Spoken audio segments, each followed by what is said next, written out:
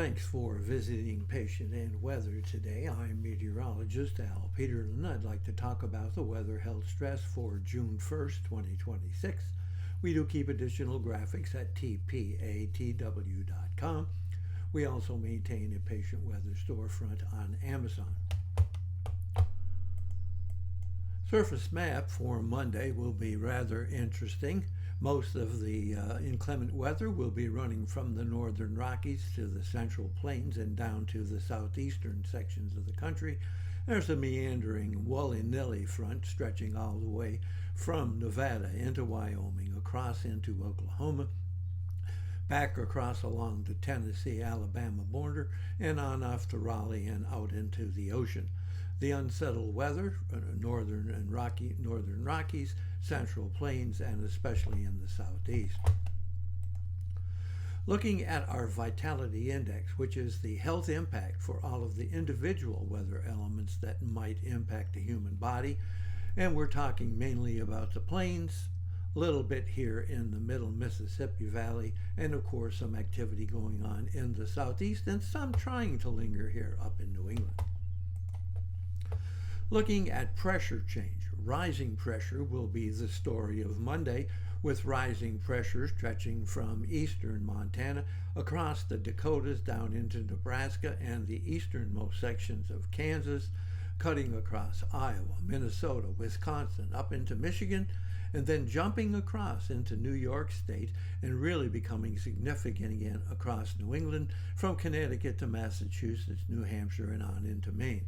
We're taking in all of the Canadian cities from Windsor all the way up to Ottawa.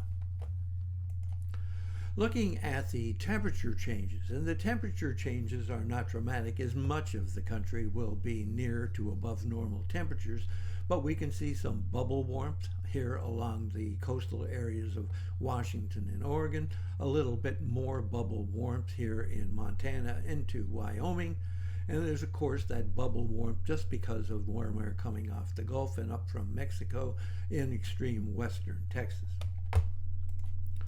Looking at the dew point temperature changes, again, not a lot, but we do have some rising dew points here in the high plains and on up into the Rockies.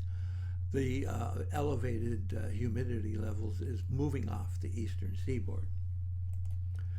Interesting, but we will have a little bit of instability on Monday and still across portions of the south and southeast, but really the most significant instability is here in eastern Oklahoma, eastern Kansas to western Iowa.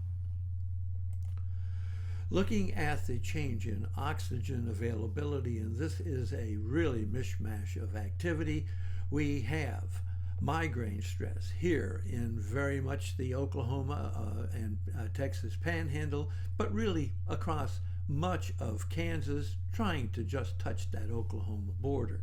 We also have a risk of migraine in the Nebraska panhandle, more risk migraine in the Dakotas to northeastern Montana. Then we jump across to upper Wisconsin and the Michigan Upper Peninsula, but covering most of Michigan.